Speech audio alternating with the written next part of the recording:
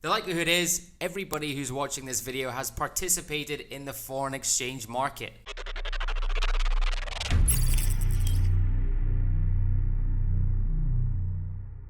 Now I'm going to try and make this as simple as possible so it's very easy to understand for complete beginners.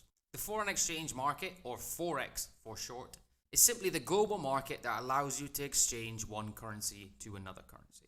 So let's say you're going on holiday from the UK to the US. You're going to have to exchange your British pounds into US dollars to use over in the States in your holiday. And by doing that, you've participated in the Forex market. And what you may not know is the Forex market is actually the largest market in the world. The stock market's daily volume is approximately $23 billion. However, the Forex market is 5 trillion. So you can see the size difference there in the numbers. It completely obliterates the New York Stock Exchange.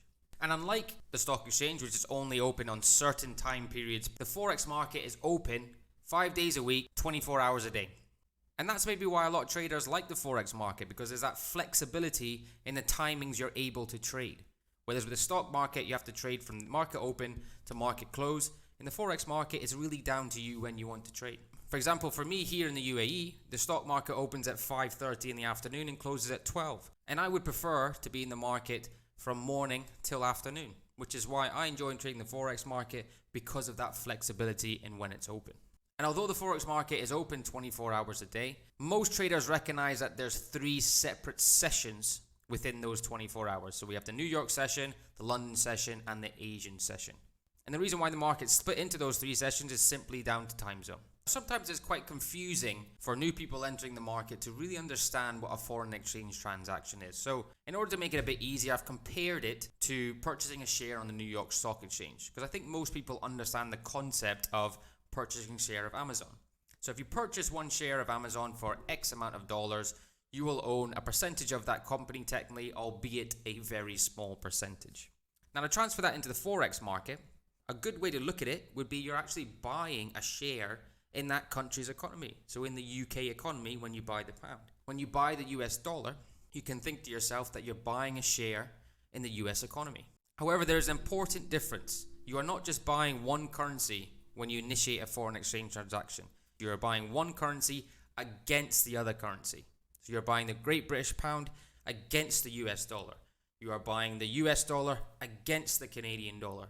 You are buying the Japanese yen against the Swiss franc. Because foreign exchange transactions always come in pairs. Now there's companies in the stock market that are known as blue chips, which are well-established companies within the stock exchange. You know, your Amazons, Microsoft, Google, Facebook, etc. Now if you relate that to the Forex market, there's technically 8 blue chip currencies that is traded in the market. Now just to confirm, I'm not comparing stocks to currencies. I'm just trying to give you an easy example which may help your understanding. And those 8 major currencies are the US dollar, the euro, the British pound, the Swiss franc, the Japanese yen, the New Zealand dollar, the Aussie dollar, and the Canadian dollar. With the US dollar, the euro, and the Japanese yen being the 3 most popular currencies to trade. And to expand on that, to give you a bit more knowledge, every currency pair is always abbreviated to 3 letters. So the US dollar is USD, the Great British Pound is GBP, etc., etc. So how do we make money from it? That is the big question that everybody wants to know. In order for me to explain that, I'm going to use an example. At the beginning of the video, I talked about if you go on holiday, you have to exchange your currency to your holiday destination's currency. And by doing that, you've participated in the foreign exchange market. So let's say I go on holiday to America from the UK. And let's say the exchange rate is 1-to-1. So if I change 1,000 British pounds, I get 1,000 US dollars. During this holiday, let's say it's a stag week and all my friends are buying me beer, accommodation and dinner, etc. So I don't have to spend a penny. Great, right? And during the holiday, the Great British Pound has weakened against the US dollar. When I come back to the UK and I exchange that $1,000 back to Great British Pound because I'm back in the UK, I will receive more than that £1,000 that I exchanged on the way to America. Now the amount of pounds I will receive back will depend on the extent of the rise of the US dollar against the British pound. So for example, if the previous exchange rate was 1-to-1 and it's now 1.5-to-1, I will receive £1,500 when I exchange that $1,000 back. So I'm up £500.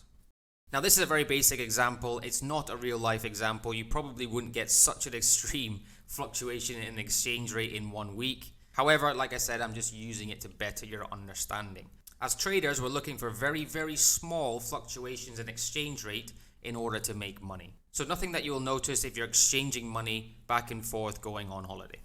So how do traders predict these changes in exchange rates? Well, it's down to two concepts. One is fundamental analysis and two is technical analysis.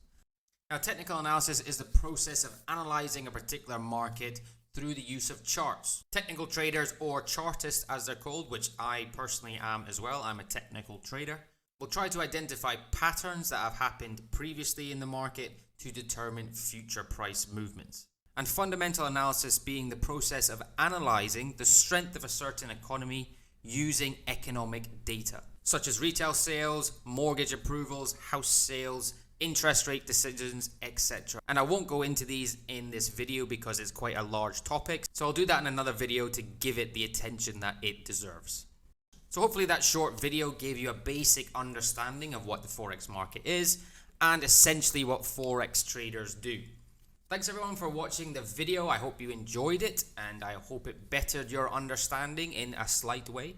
I will be doing more of these on the channel, so if you're not subscribed, please hit that subscribe button down below. It would mean a lot. If you are interested in becoming a Forex trader, I do live streams 5 days a week, Monday to Friday at 1 p.m. GST. So come along and say hi. And hopefully I'll be able to help you on your journey to becoming a consistently profitable trader.